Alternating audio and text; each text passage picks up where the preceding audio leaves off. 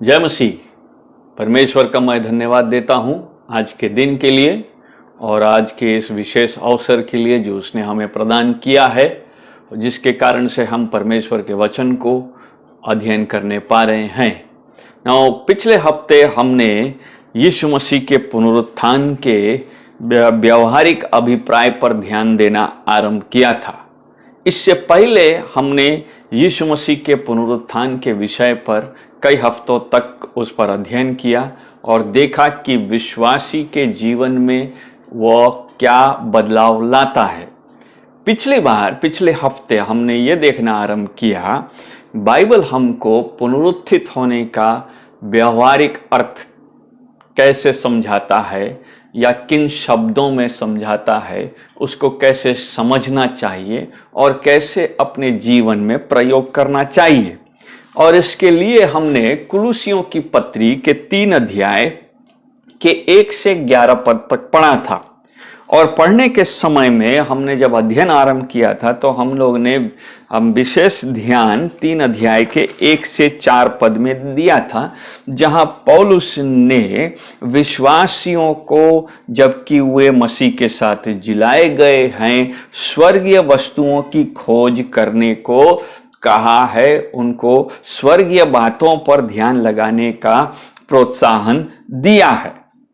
और इन बातों को बताते समय उसने बताया कि मसीह वर्तमान है, मसीह जहां वर्तमान है परमेश्वर की दाहिनी ओर बैठा है और इसलिए उन बातों की ध्यान देना चाहिए क्योंकि हम उसके साथ, तीसरा पद बताता है, विश्वासी उसके साथ मर गया है और विश्वासी उसके साथ पुनरुत्थित हुआ है और अब हमारा जो जीवन है उसमें छिपा होने के कारण से इन बातों पर, ये स्वर्गीय बातों पर हमको ध्यान लगाना है।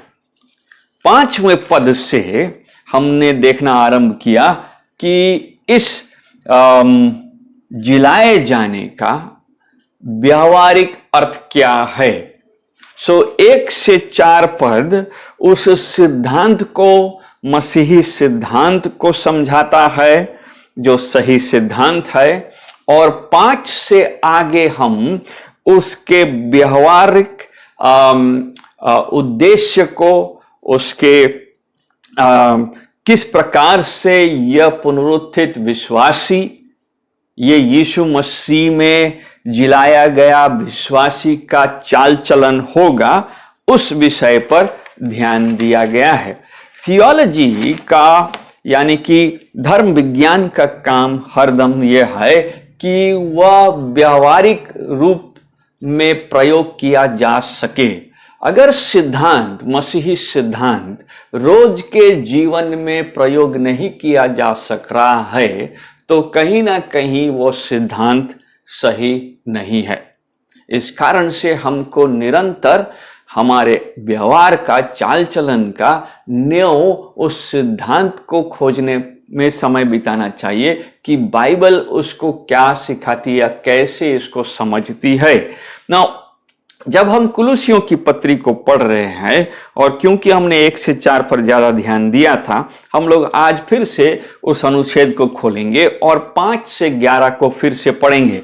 और इस थोड़े से समय में हम 5 पद से 11 पद पर ध्यान देंगे, जहां पौलुस लिखता है कि इसलिए अपने उन अंगों को मार डालो जो पृथ्वी पर है, अर्थात व्यभिचार, अशुद्धता, दुष्ट कामना, बुरी लालसा और लोभ को, जो मूर्ति पूजा के बराबर है। इन्हीं के कारण परमेश्वर का प्रकोप आज्ञा न मानने वालों पर पड़ता है। और तुम भी जब इन बुराइयों में जीवन बिताते थे तो इन्हीं के अनुसार चलते थे, पर अब तुम भी इन सब को, अर्थात क्रोध, रोष, वैरभाव, निंदा और मुंह से गालियां बकना, ये सब बातें छोड़ दो। एक दूसरे से झूठ मत बोलो, क्योंकि तुमने पुराने मनुष्यत्व को उसके कामों समेत उतार डाला है और नए मनुष्यत्व को पहन लिया है, जो अपने सृजनहार के स्वरूप के अनुसार ज्ञान प्राप्त करने के लिए नया बनता जाता है। उसमें ना तो यूनानी रहा, ना यहूदी, ना खतना रहित, ना जंगली, ना स्कूती, ना दास और ना स्वतंत्र, केवल मसीह सब कुछ और सब में है। परमेश्वर अपने वचन पर पढ़े जाने पर आशीष दे। पिछली बार हम लोग ने कुलुसियों की पत्री के परिचय पर ध्यान देते समय ये सुना था, ध्यान दिया था कि कुलुसियों के मंडली में एक झूठी शिक्षा प्रवेश कर रही थी, एक अन्य जातियों की तरफ से और यहूदियों की तरफ से। दोनों इस बात को बेजोर लगा रही थी कि यीशु मसीह उनके उद्धार के लिए पर्याप्त नहीं था, काफी नहीं था, नॉट इनफ।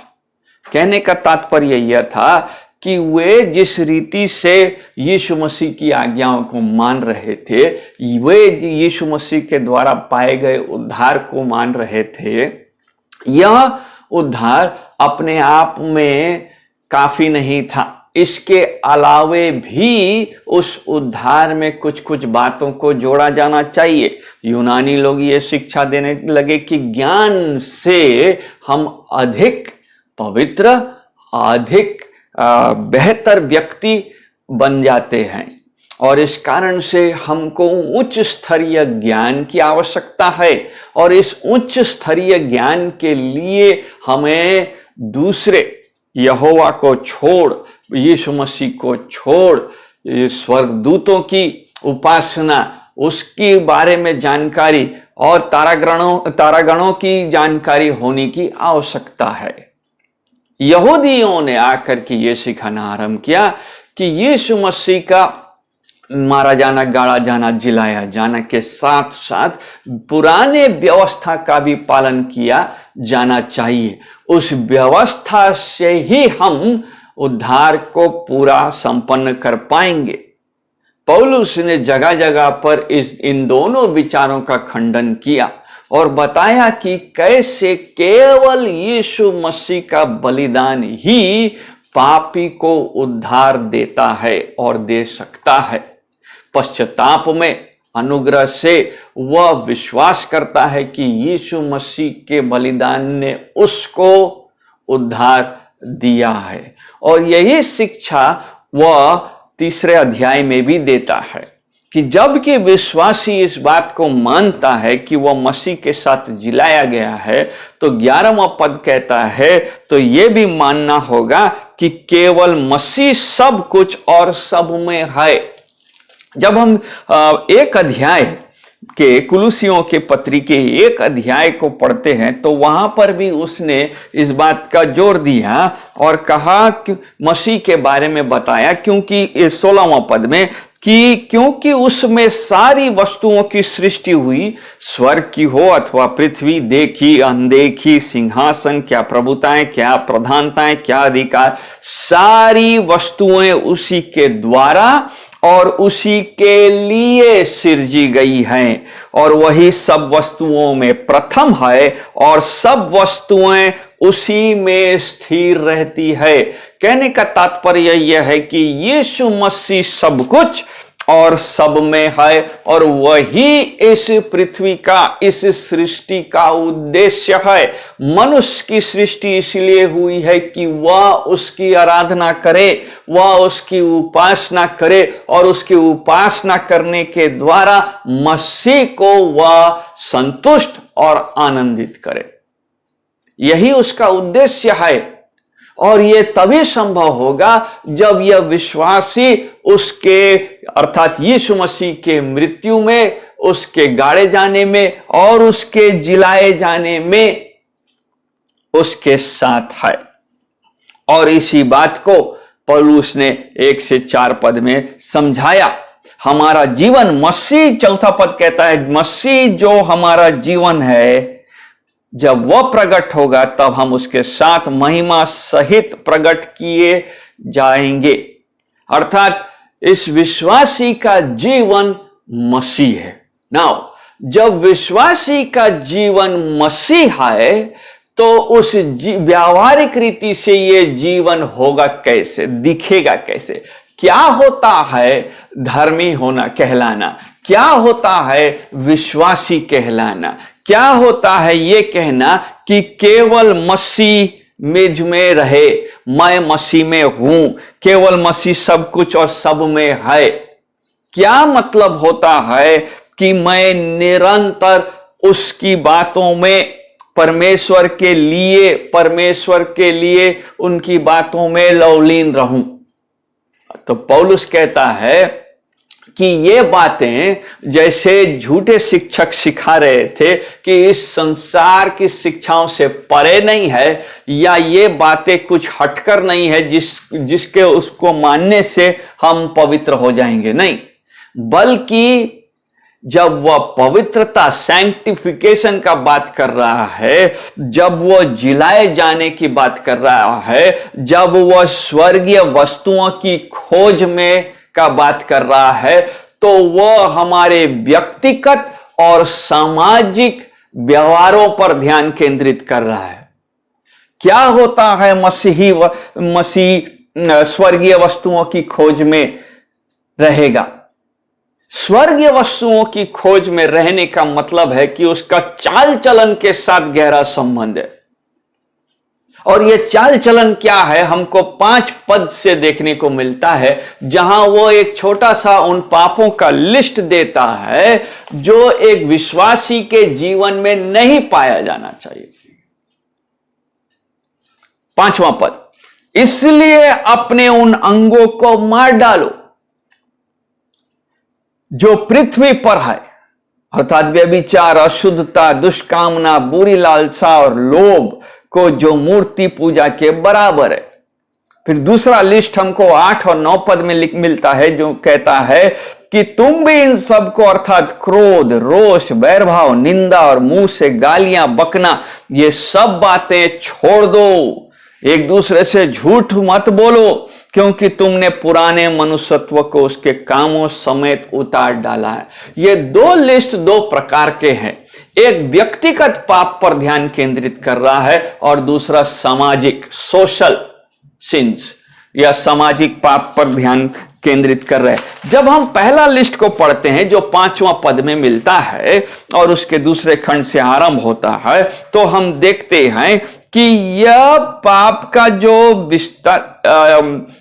लिस्ट है वह उल्टा दिशा में दौड़ रहा है, यानी कि कार्य से विचार की ओर, एक्शन से थॉट की ओर, वो सोच की ओर जाता है, लेकिन उल्टे। सो कहने का तात्पर्य यह है, यदि व्यभिचार करना कार्य है तो वो आरंभ होता है बहुत पहले, जो कि पीछे में दिया है, वास्तव में वह आरंभ होता है लोभ के साथ। ना, पिछली बार हमने उसको बहुत सरसरी निगाहों से देखा था और बहुत कम इस पर ध्यान दिया था, इस कारण से आज इस पर थोड़ा ज्यादा चर्चा करेंगे।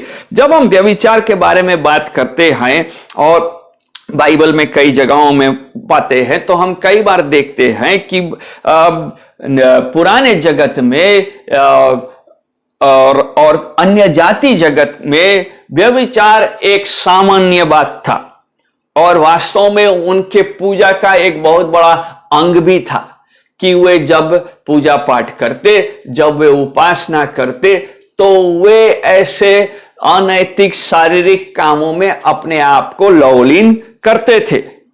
और इसी कारण से बाइबल के संसार में, बाइबल के दुनिया में विश्वासियों को और यहूदियों को भी बार बार इस पाप से अपने आप को दूर रखना और बार बार अपने आप को यौनिकृति से शुद्ध रखने को कहा गया था।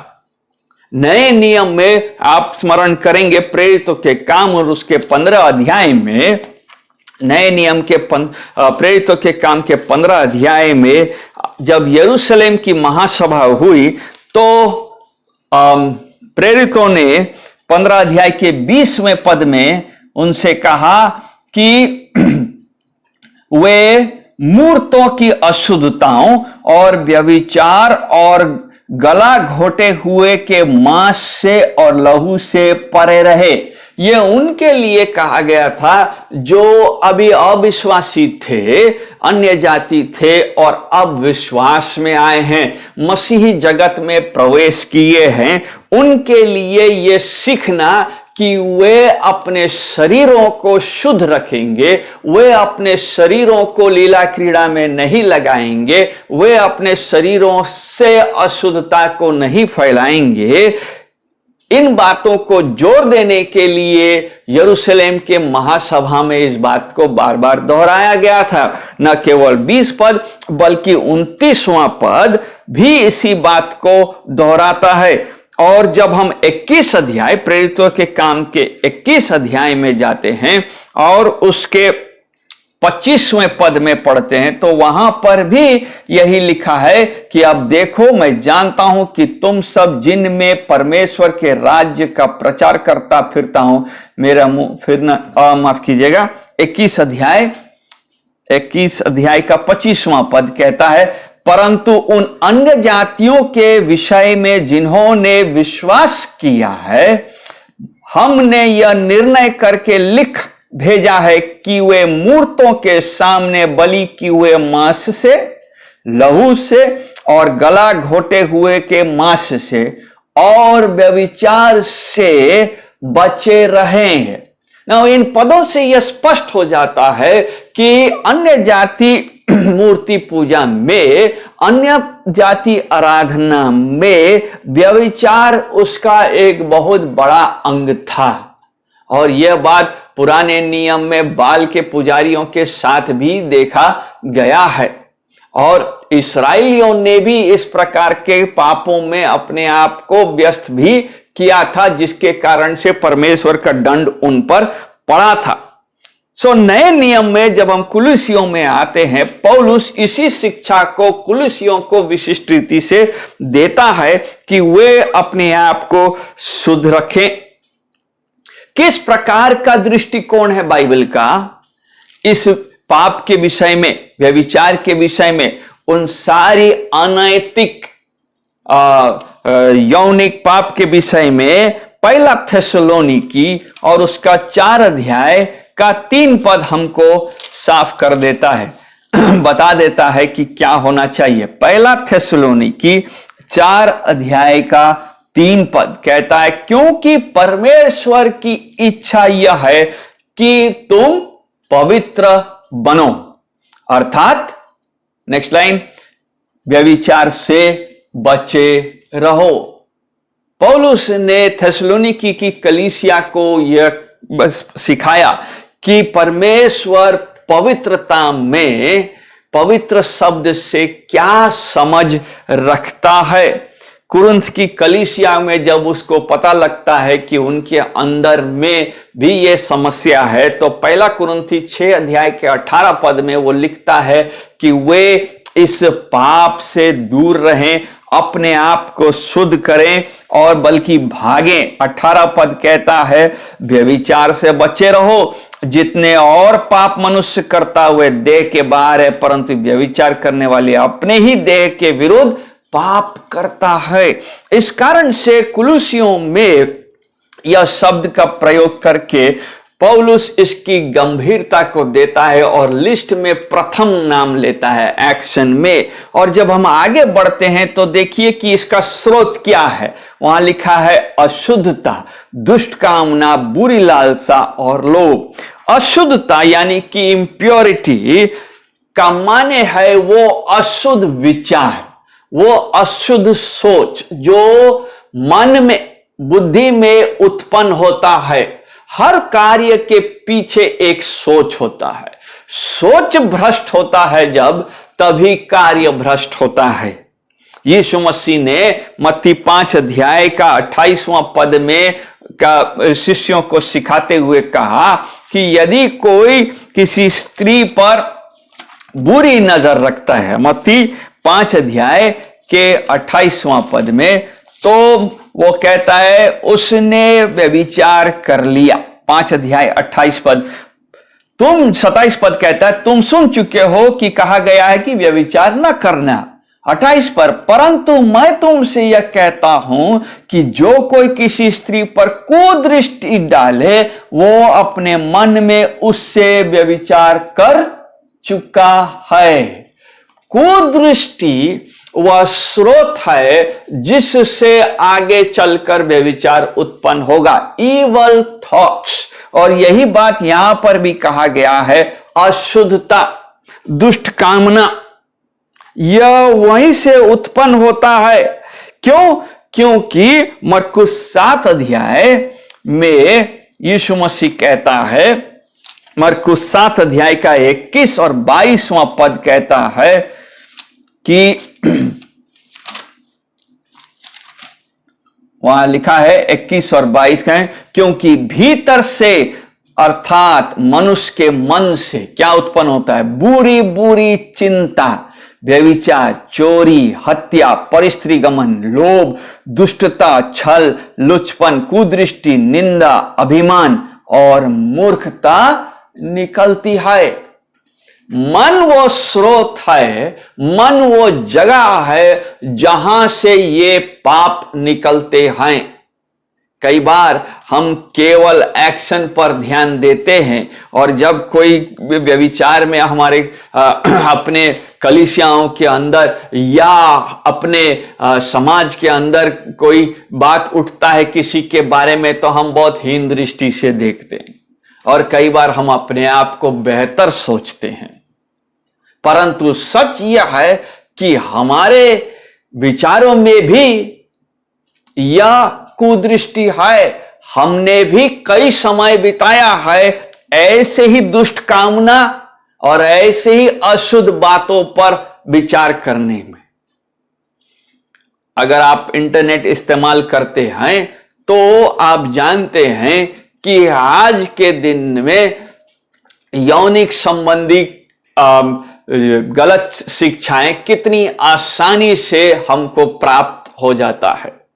पोर्नोग्राफी का वीडियोस हमारे मोबाइल फोन्स में जब चाहे तब हम देख सकते हैं।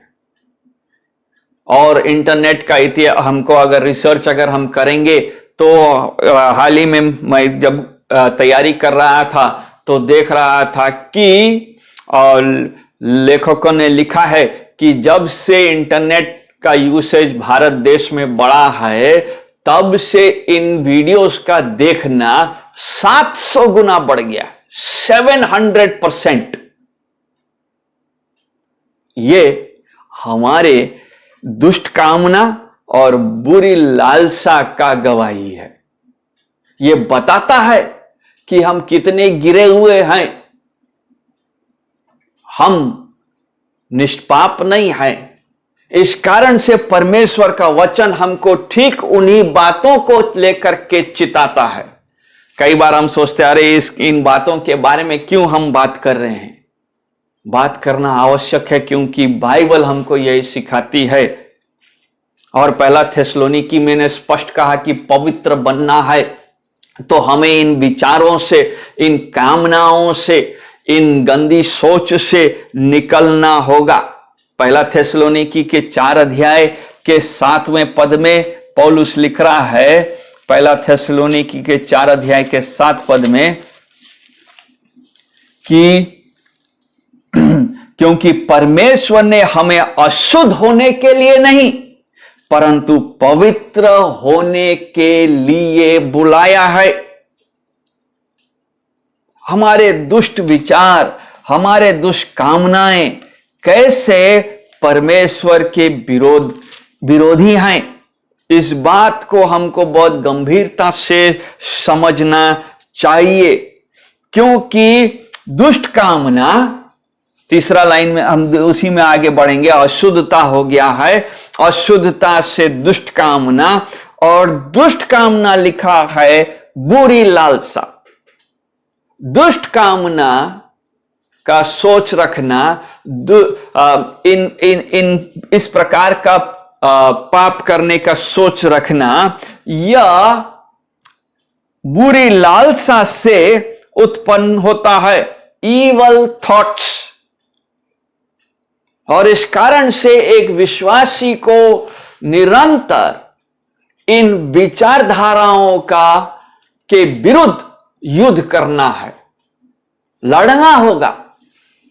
केवल यह कहना कि मैं यीशु मसीह पर विश्वास करता हूं, मैं उसके साथ जिलाया गया हूं, इसलिए मेरे अंदर में ये समस्याएं नहीं होगी, ये बाइबल नहीं सिखाती। 3 अध्याय का 1 पद कहता है कि स्वर्गीय वस्तुओं की खोज में रहो।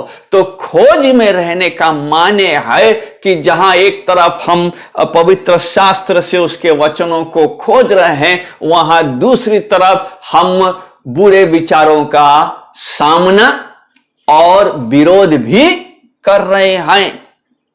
यह नहीं हो सकता कि हम एक तरफ से ये भी चलाते रहें, बुरे विचारों को प्रवेश भी करते रहें, और दूसरी तरफ से हम स्वर्गीय वस्तुओं की खोज में भी लगे रहें। अगर हम ऐसा सोच रहे हैं तो हम अपने आप को धोखा दे रहे हैं, क्योंकि बाइबल हमको ये नहीं सिखाती। और अगर हम ये सोचते हैं कि हमारे समस्या में नहीं है ये, तो हम अपने आप को भ्रम में रख रहे हैं। हाल ही कुछ हफ्ता पहले दिल्ली के बारे में हम लोग ने देखा कि बच्चों ने अपने इंटरनेट के चैट रूम में किन किन बातों का चर्चा किया, और ये खुलासा हुआ कि उनके चैट रूम में वे अपने ही क्लास के लड़कियों के बारे में बुरा विचार रख रहे थे। और जब मेंबरशिप पर ध्यान दिया गया कि कौन इन चैट रूम के मेंबर्स हैं, तो पाया गया कि छोटे छोटे बच्चे जिनका उम्र 9 साल 10 साल है, उनका यह सोच है। मनुष्य संपूर्ण रीति से पतित है, गिरा हुआ है। यदि परमेश्वर उन पर अनुग्रह ना करे और यदि वे पश्चाताप ना करे, तो यह संभव ही नहीं कि वे उद्धार पा सके। विश्वासियों के लिए यह चेतावनी है। यह नहीं सोचना चाहिए कि हम तो पुनरुत्थित जिलाए हुए यीशु और स्वयं भी हम जिलाए हुए हैं, इस कारण से ये पाप हमको छू नहीं सकता। नहीं, हमको स्मरण रहना चाहिए कि निश्चय हम जिलाए हुए विश्वासी हैं, परंतु हम इन मरणहार मरणशील पापी देह में हैं। इसलिए रोमियो की पत्री कहता है कि हम कहराते हैं, हम जी चाहता है कि हम इसको छोड़ें ताकि हम उस संपूर्ण उद्धार को प्राप्त कर सके। परंतु जब तक हम नहीं छोड़े हैं, तब तक हमको हमारा इसी देह के विरुद्ध हमारा युद्ध है, द्वंद्व है। इस कारण से वहां लिखा है, 5वां पद का पहला हिस्सा कहता है, अपने उन अंगों को मार डालो। अंगों को मार डालने का माने नहीं है कि वास्तविक अंग को मार डालना, जैसे कि कुछ कलीसिया पिताओं ने यही किया कि उसने मरकुस रचित सुसमाचार 9 अध्याय का 47 पद यीशु मसीह ने कहा है कि भला होगा कि तू स्वर्ग एक आंख लेके प्रवेश करे। इस कारण से उसने एक आंख अपना निकाल दिया। कईयों ने इतिहास में इन्हीं पदों को पढ़ करके कहा कि स्वर्गीय वस्तुओं की खोज का माने है कि हमको संसार से दूर हो जाना है, इसलिए एसेटिज्म यानी कि सन्यासीवाद उन्होंने ग्रहण कर लिया। नहीं, बाइबल ये नहीं सिखाती, बल्कि बाइबल हमको बताती है कि व्यावहारिक रूप से हमको उन चीजों को ग्रहण करना होगा, हमको रोज इन चीजों का सामना करना है, इसके विरुद्ध लड़ना है। और वहीं पर है, उसी 5वें पद के आखिरी हिस्सा में लिखा है, बुरी लालसा और लोभ को जो मूर्ति पूजा के बराबर है। लोभ कई प्रकार के पापों का स्रोत है।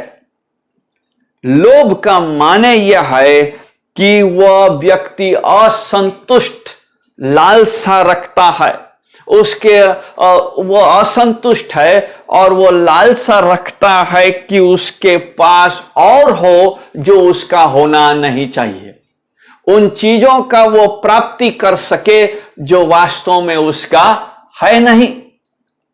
जब हम 10 आज्ञाओं को पढ़ते हैं, निर्गमन 20 अध्याय का 17 पद में, वहां पर परमेश्वर ने इस्राएलियों को यही कहा कि वो लोभ ना करे, दूसरे के वस्तु, दूसरे की स्त्री, दूसरे के खेत खलियान, दूसरे के जानवर। और उसी तरह से उसने व्यवस्था विवरण 5 अध्याय के 21 पद में भी इसी बात को दोहराया। फिर क्योंकि लोभ से ही कार्य उत्पन्न होते हैं, जिसके बारे में याकूब, देखिए याकूब की पत्री उसका 4 अध्याय का 2 पद बताता है। 4 अध्याय का 2 पद वहां लिखा है, तुम लालसा रखते हो और तुम्हें मिलता नहीं, तुम हत्या और डाह करते हो और कुछ प्राप्त नहीं कर सकते।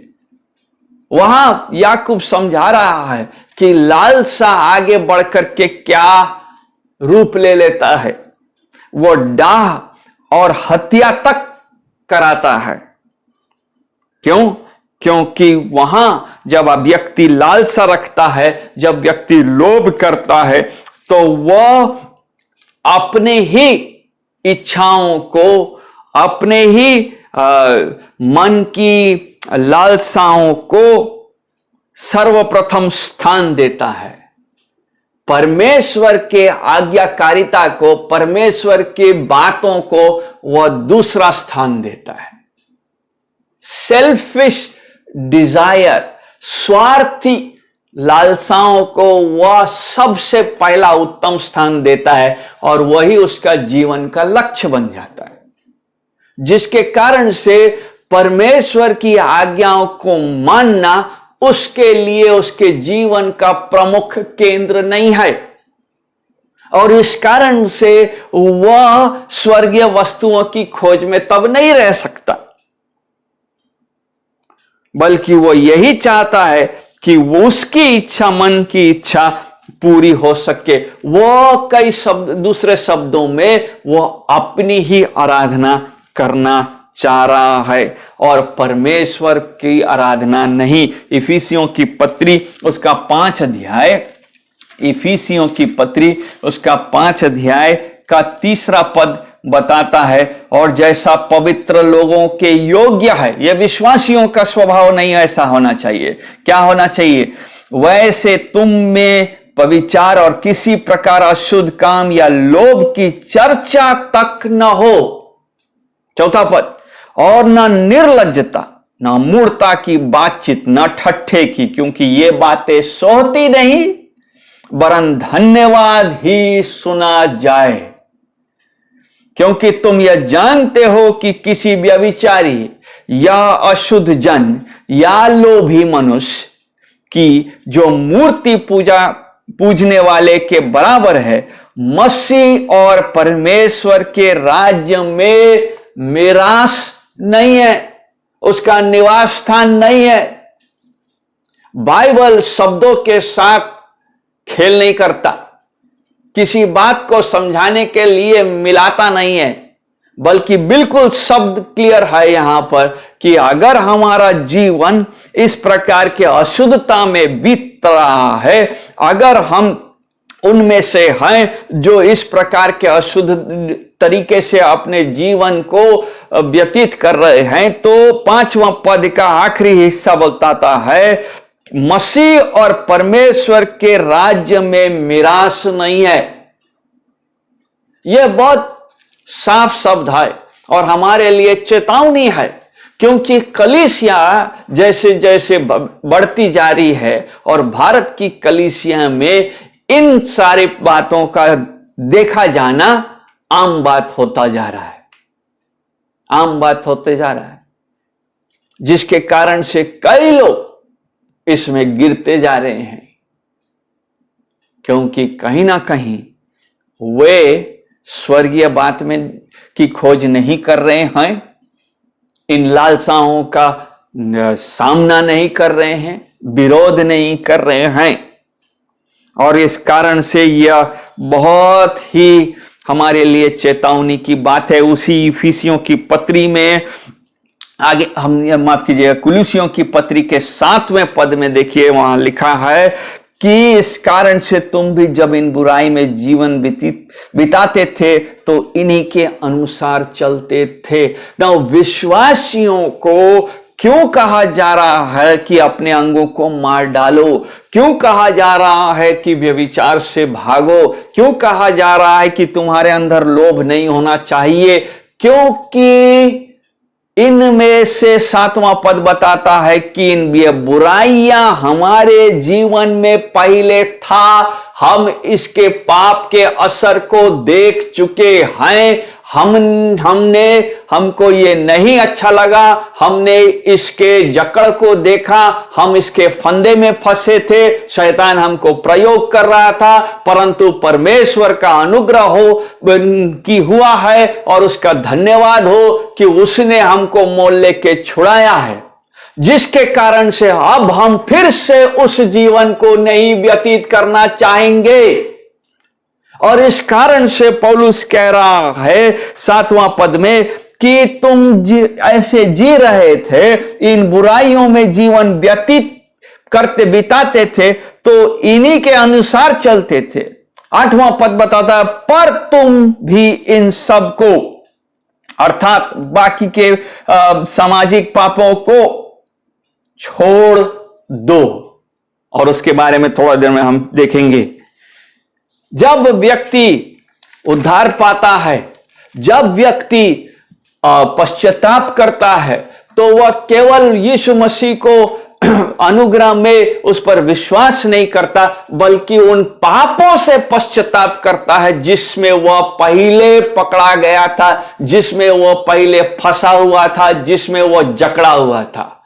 पश्चातापों में वो इस बात को लेकर के रो रहा है कि उसने परमेश्वर के विरुद्ध पाप किया और इस पाप ने उसके जीवन को किस प्रकार से सड़ा दिया था। इस कारण से जब उसको एक नया अनुग्रह मिला है यीशु मसीह से, जब उसको एक नया जीवन मिला है यीशु मसीह से, तो उसकी लालसा यह है कि वह उस अनुग्रह में बढ़ता जाए। इसलिए पौलुस ने रोमियो की पत्री के 6 अध्याय में यही समझाया रोमियो को कि क्योंकि अनुग्रह मिला है, 6 अध्याय का 1 और 2 पद में, कि क्योंकि हमको अनुग्रह ज्यादा मिला है, तो क्या मतलब है कि हम उसके अनुग्रह को उसके मतलब है कि हम पाप को और अधिक करते रहें? दूसरा पद बताता है, कदापि नहीं। हम जब पाप के लिए मर गए तो फिर अंगों को उसमें क्यों कर जीवन बिताएं? फिर आगे को, माफ कीजिएगा, आगे को हम उसमें क्यों कर जीवन बिताएं? एक विश्वासी का सवाल, यह सवाल अपने जीवन में सब समय रहना चाहिए कि जबकि हम वहां से निकल चुके हैं, जबकि हम उस मार्ग से हट निकल चुके हैं, जबकि हमको छुड़ाने वाला छुड़ा दिया है और हमको एक नए मार्ग में लाया है, हम फिर क्यों उस पुराने मार्ग पे जाएंगे? और इस कारण से यह पद हमको चेतावनी देता है। जल्दी से आगे जाएंगे। 8 और 9 पद में वहां पर उन सामाजिक पापों के बारे में बात करता है और उनको बात करने के समय में वो 2 शब्द प्रयोग करता है, एक 8वां पद के आखिरी हिस्से में और 9 पद के आखिरी हिस्से में। उन पापों को छोड़ दो, 8 पद का आखिरी हिस्सा, 9 पद में लिखा है कि उसको उतार डालो। ये वो स्वभाव है गंदे कपड़े के समान जिसको उतार डालना है और फिर उसको पहनना नहीं है। नए नियम के समय काल में यह माना जाता है, हालांकि इसके बारे में नए नियम में कोई सबूत नहीं है, बल्कि माना जाता है कि जो नए नियम के समय में जब विश्वासी बपतिस्मा लेते थे तो वे अपने पुराने कपड़ों को उतार के बपतिस्मा लेते और पानी से निकलने के बाद उनको एक नया कपड़ा पहनाया जाता था। यह हो सकता है पौलुस के दिमाग में यह चित्र है, परंतु अगर यह न भी है, फिर भी इन शब्दों से हम समझ जाते हैं कि उतारने का और पहनने का माने क्या है। क्या उतारना है? क्रोध, रोष, बैरभाव, ये क्रोध वह क्रोध है जो मन के हृदय में गहराई में बैठा हुआ है, बिटरनेस जिसको बोलते हैं, कड़वापन से उभरता है। बल्कि विश्वासियों के अंदर में कड़वापन नहीं होना चाहिए। कलीसियाओं में कई बार फूट इसलिए है क्योंकि विश्वासी भाइयों के बीच में क्रोध जो कड़वापन से उत्पन्न हुआ है, वर्षों के कड़वापन के कारण से होता है। यह नहीं होना चाहिए। वचन बताता है याकूब 1 अध्याय में कि याकूब उसका 1 अध्याय का 19 और 20वां पद,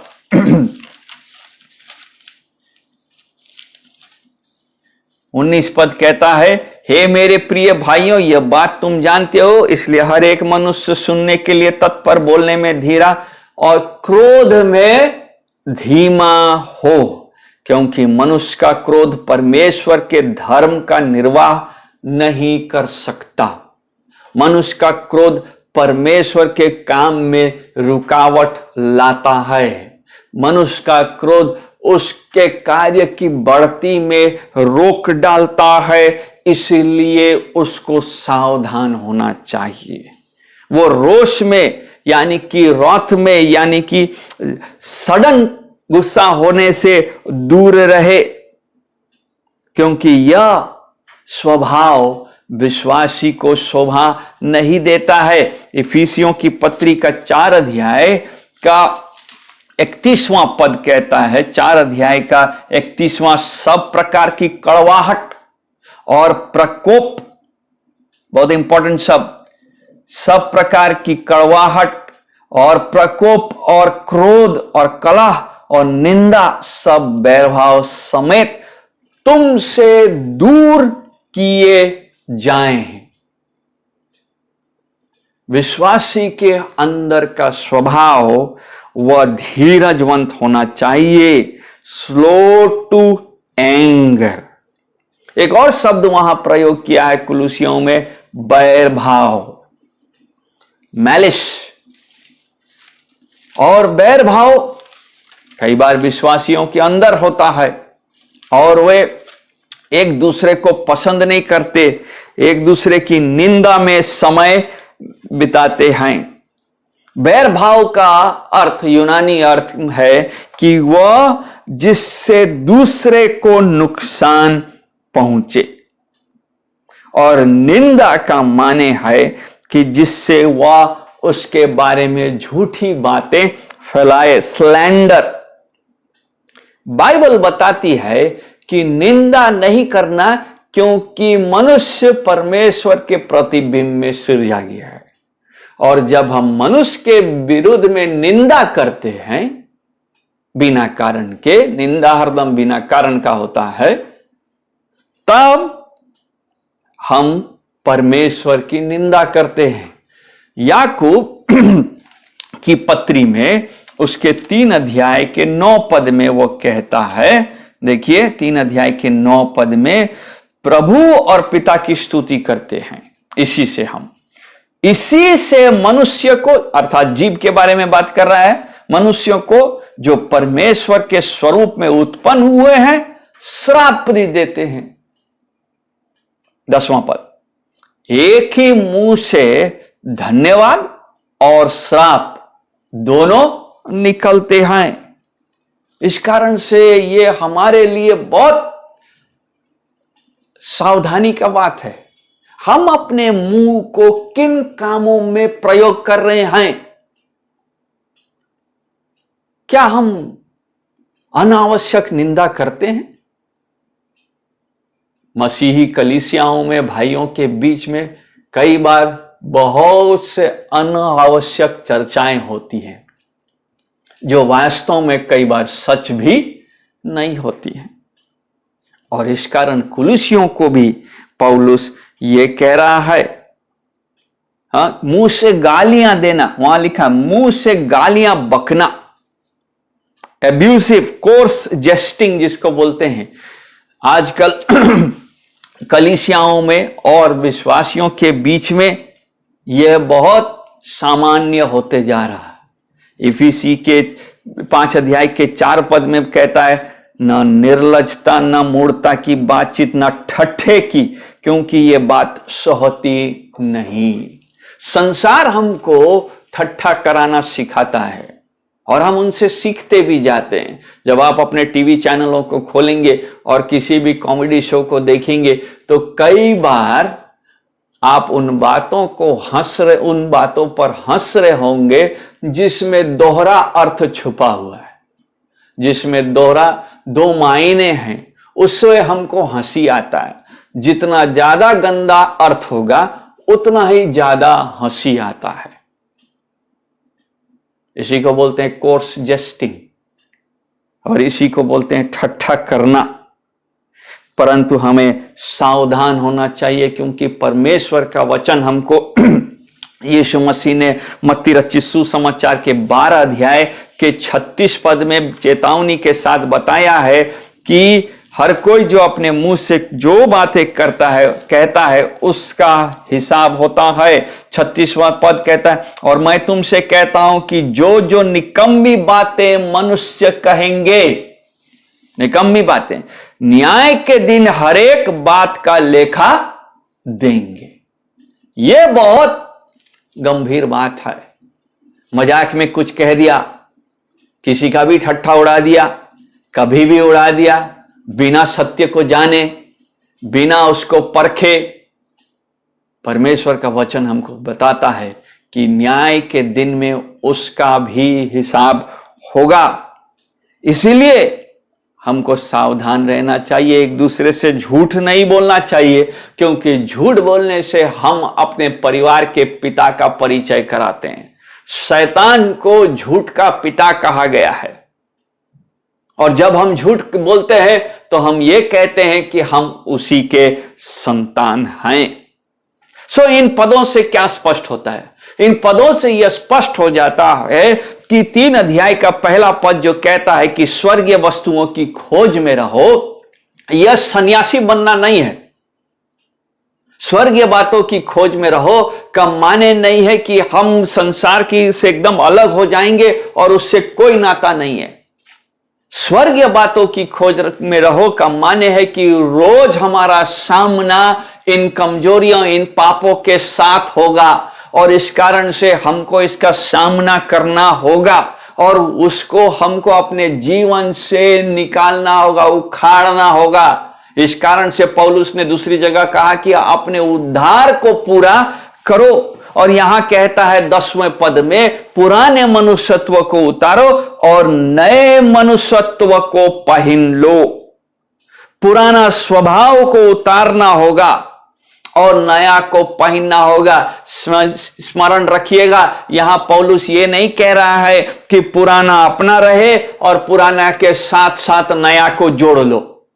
एडिशन नहीं है, बल्कि एक को हटना है और दूसरे को उसके जगह में आना है। जैसा कि 2 कुरिन्थी के 5 अध्याय के 17 पद में वह कहता है, देखो पुरानी बातें बीत गई, वे सब नई हो गई। रोमियो की पत्री उसका 6 अध्याय का 6वां पद कहता है, 6 अध्याय का 6 पद में पौलुस कहता है, क्योंकि हम जानते हैं कि हमारा पुराना मनुष्यत्व उसके साथ क्रूस पर चढ़ाया गया, और जो पुराना मनुष्यत्व क्रूस पर चढ़ता है तो वहां लिखा है कि उसके साथ क्रूस पर चढ़ाया गया, ताकि पाप का शरीर व्यर्थ हो जाए, ताकि हम आगे को पाप के दासत्व में न रहे। पुराना मनुष्यत्व पाप का दासत्व में था, नया मनुष्यत्व धार्मिकता का दास है। यह उद्धार में परिवर्तन से आता है। उद्धार परिवर्तन है। सैल्वेशन इज ट्रांसफॉर्मेशन, या नहीं एडिशन नहीं हो रहा है कि हम ये भी लेके आए हैं, साथ में एक नया चरित्र को और जोड़ लिए हैं। कुछ बदला नहीं है, बल्कि हल्का सा थोड़ा सा चेंज हुआ है। नहीं, ट्रांसफॉर्मेशन का माने है कि परिवर्तन होना। लेकिन यह परिवर्तन होता कैसे? 10वां पद का सेकंड हिस्सा बताता है कि वह सृजनहार के स्वरूप के अनुसार ज्ञान प्राप्त करने के लिए नया बनता जाता है। ट्रांसफॉर्मेशन, परिवर्तित जीवन। परिवर्तित जीवन का माने है कि बदलाव कांस्टेंट है, होते रहना चाहिए। बदलाव ही उस मसीही व्यक्ति का सच्चाई है जो निरंतर उसके जीवन में होते रहना चाहिए। लेकिन यह बदलाव कैसे होगा, उसका आधार क्या है? उसका आधार पवित्र शास्त्र है। पौलुस ने पहला तिमोथी उसके 3 अध्याय में और 16 और 17 पद में कहा कि पवित्र शास्त्र, माफ कीजिएगा, दूसरा तिमोथी 3 अध्याय का 16 और 17 पद बताता है कि यह पवित्र शास्त्र उपदेश देने, समझाने, सुधारने और धर्म की शिक्षा के लिए है। ये पार्ट टाइम नहीं है, ये टाइम पास के लिए नहीं है, बल्कि ये हमारे जीवन का मौलिक पुस्तक है जिससे हमको स्वर्गीय बातों की खोज में लगे रहने का फॉर्मूला मिलता है। सारी शिक्षाएं इस पुस्तक से मिलती है। कई बार हम सोचते हैं यह केवल हमको थोड़ा सा वैल्यूज दे देता है, बाकी शिक्षाएं हम संसार से ले लेंगे। भाइयों बहनों, बाइबल ये नहीं सिखाती है और ना ही बाइबल यह विचार रखती है। पहला पत्रस 2 अध्याय का 2 पद में इसलिए वह कहता है, नए जन्मे हुए बच्चों की नाय निर्मल आत्मिक दूध की लालसा करो ताकि उसके द्वारा उद्धार पाने के लिए तुम बढ़ते जाओ। वचन हमको बताता है कि हमको वचन से दूध मिलेगा, वचन से हमको हमारी भूख मिटेगी और वचन के द्वारा ही हम स्वर्गीय वस्तुओं की खोज कर पाएंगे। आज हम परमेश्वर के संतान है, पहला यूहन्ना बताता है उसका 3 अध्याय का 2 पद, लेकिन भविष्य में क्या कुछ ना होंगे। परमेश्वर हमारे लिए बहुत बड़ा विचार रखता है, लेकिन कब? जब हम मसीह के साथ जिलाए गए हों, नंबर 1, और व्यवहारिक रीति से स्वर्गीय वस्तुओं की खोज में लगे हैं। परमेश्वर करे कि यह वचन जिसको हमने देखा है हमारे जीवन का सच्चाई हो, हम में वो पाप न पाया जाए, हम उससे लड़ते हुए पाए जाएं और सिद्धता को प्राप्त करें। मसीह का वचन 16वां पद जो पिछली बार भी हम पढ़े थे कहता है, मसीह का वचन हृदय में अधिकाई से बसे और सिद्ध ज्ञान प्राप्त करके एक दूसरे को सिखाओ, चिताओ और अपने अपने मन में अनुग्रह के साथ परमेश्वर के लिए भजन और स्तुति गान और आत्मिक गीत गाओ। मन में का माने नहीं है कि हम मुंह खोल करके नहीं गाएंगे, बल्कि मन वह स्रोत है जहां से ये बातें निकलेंगी। हमने मन, हमारा वह स्रोत धन्यवादी होगा परमेश्वर के अनुग्रह के लिए, परमेश्वर के लिए हमारा मन प्रफुल्लित होगा और इस कारण से हम उसको भजन गा सकेंगे, स्तुति कर सकेंगे। यह समय परमेश्वर हमको विशेष दिया है। निश्चय हमारे अंदर में बहुत सी चिंताएं हैं, परंतु अगर हम इन बातों पर ध्यान लगाएंगे तो परमेश्वर का वचन हमको आश्वासन देता है कि हमारी चिंताएं दूर होंगी और हम व्यावहारिक रीति से सशक्त होंगे कि हम इन पापों का सामना कर पाएंगे। परमेश्वर आपको आशीष दे और आपके साथ हो। धन्यवाद।